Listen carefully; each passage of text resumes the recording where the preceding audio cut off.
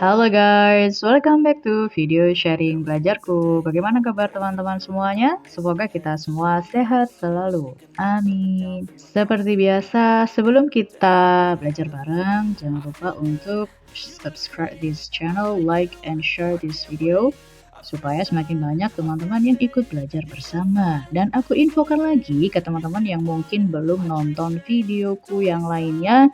Kalian bisa cek link yang ada di deskripsi. Di situ ada beberapa sumber belajar bahasa Inggris yang bisa di-download secara gratis. So please check link on the descriptions. Dan sekarang kita masuk ke skill 57. Recognize when prepositions have been omitted. Jadi kalau di skill 56 kita fokus melihat bahwasannya penggunaan preposisi itu ada yang dalam makna literal atau makna yang sebenarnya, dan ada juga dalam makna yang tidak sebenarnya atau ungkapan kayak gitu ya. Biasanya kita sebut dengan idiomatic expressions. Nah, di sini kita akan melihat dan mengenali kapan preposisi itu harusnya nggak dihilangkan gitu maksudnya. Jadi harusnya kita pakai prepositions itu. Sometimes a necessary preposition has been omitted from a sentence in written expressions questions on the TOEFL test. Kayak di sini contohnya, can you wait me after the game? I plan attending the meeting. Nah ini kan seharusnya nggak boleh dihilangkan ya, karena kalau plan langsung ketemu sama ing nanti jadi kaget gitu. The first example is incorrect because it is necessary to say wait for me. Jadi harusnya wait for me, bukan can you wait me, can you wait for me. The second example is incorrect juga karena harusnya pakai plan on attending. Nah, seperti itu ya teman-teman. Jadi seharusnya kita pakai preposisi, jangan dihilangkan preposisinya. Sekarang kita coba latihan soalnya. Seperti biasa, kita lihat dulu contoh soalnya ya. Nomor 1 itu salah. If you take this job, it will be necessary to deal with other departments, deal with someone gitu ya. Jadi harusnya ada preposisi di situ.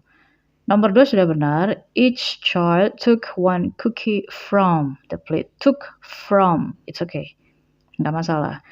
Bagaimana dengan nomor 3? In the discussion, Rob sided the rest. Ini harusnya sided with.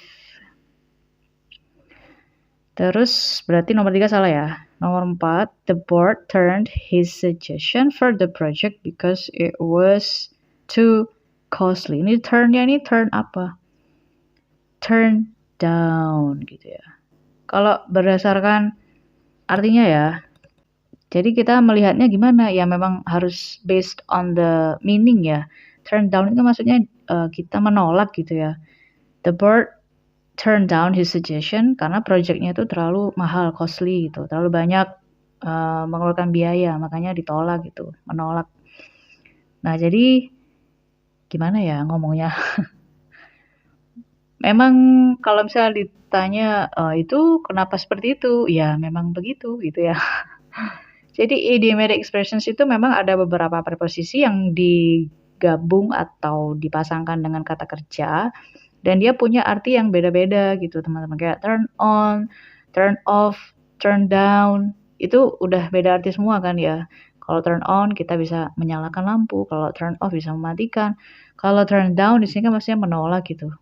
Jadi ya kita hanya bisa belajarnya ya based on the dictionary sih kalau menurutku ya teman-teman. Dan mungkin awalnya dari situ, maksudnya kita bisa cek di kamus itu artinya turn down itu apa misalnya.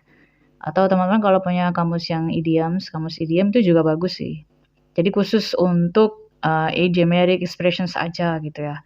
Atau kamus yang English itu biasanya juga ada kok. Yang kamus Inggris itu biasanya juga ada kayak Longman atau Oxford atau Cambridge misalnya, itu juga ada biasanya penjelasannya. Misalnya turn down apa, turn off apa. Kalau aku punyanya Longman ya.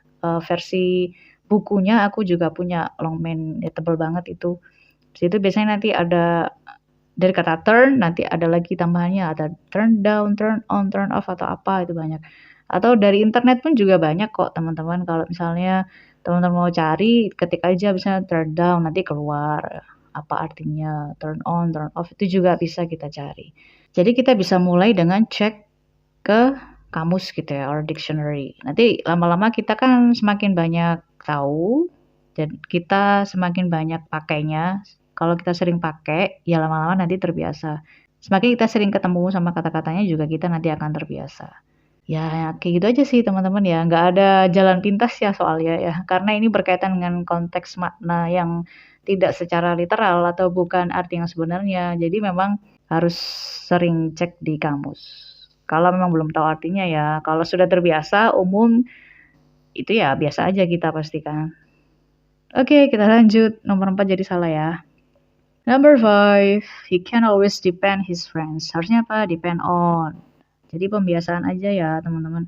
Number 6, while Mrs. Sampson went shopping, a babysitter looked the children. Ini apa? Look after ya. Jadi merawat gitu kan. Jadi dari kata look aja udah berbeda kan. Ada look after, ada look for, look forward. Jadi ya seperti itulah teman-teman ya. Bisa mulai dari check on your dictionary.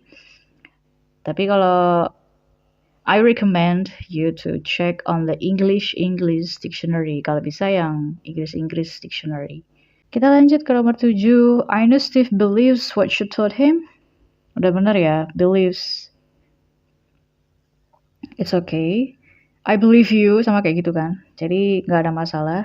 Children should beware of, gitu ya. Beware of strangers. Lanjut, nomor 9. It was difficult to make a decision about buying a house. Difficult to. Bener ya, nggak ada masalah ya. Jadi nomor 9 udah bener. Number 10. Tom blamed his brother to dance in the car. Blame itu pasangannya for ya, blame for. Jadi Tom blamed his brother for dance in the car. Nah, jadi nomor 10 salah. Jadi kalau menurut aku untuk idiomatic expressions di skill 56 dan 57 itu memang nggak ada jalan pintasnya ya, teman-teman. Atau nggak kayak materi grammar yang lain, misalnya kayak tenses atau kalimat pasif itu udah ada strukturnya, udah ada formulanya atau apa, nggak gitu ya, beda. Karena ini berkaitan dengan makna katanya. Jadi beda pakai preposisinya, nanti bisa beda artinya gitu. Kayak look, ada look for, nanti udah beda lagi sama look after. Sama kayak tadi ada turn, turn down, turn on, turn off, itu udah beda-beda lagi artinya gitu kan. Jadi untuk idiomatic expressions, kalau aku boleh kasih saran, teman-teman belajarnya bisa lewat dictionary. Jadi kalau teman-teman punya kamus Inggris itu biasanya ada di situ ya. Dan kamus Inggris sekarang kalau misalnya teman-teman tidak punya dalam versi bukunya, yang buku fisiknya bisa download digital dictionary juga ada kok, biasanya banyak ya. Entah Oxford or Longman gitu. Atau Cambridge atau kamus-kamus yang lain. Tapi yang aku sarankan adalah kamus Inggris. Jadi bukan Inggris Indonesia or Indonesia Inggris. Atau bisa juga googling juga pasti ada kok. Saya teman-teman pengen tahu artinya apa, turn down itu apa, turn off atau turn on dan yang lain-lain gitu. Itu juga biasanya ada. Ya memang seperti ini ya. Jadi there is no exact rules untuk idiomatic expressions yang pakai berbagai macam preposisi. Ya kita hanya perlu untuk terus berlatih aja dan terus sering pakai gitu ya kata-katanya. Nanti kalau teman-teman sering baca, mungkin ketemu di bacaan gitu, ini arti apa, terus kita cari, oh ternyata artinya ini. Ya semakin sering kayak gitu juga lama-lama nanti kita jadi tahu. Semoga cukup jelas sampai di sini. Jika ada salah dan kurangnya mohon dimaafkan. Jika ada pertanyaan, saran dan kritik boleh tulis di kolom komentar. Thanks for watching and thanks for all of your support. Don't forget to like, share, and subscribe. See you on the next video. Bye bye.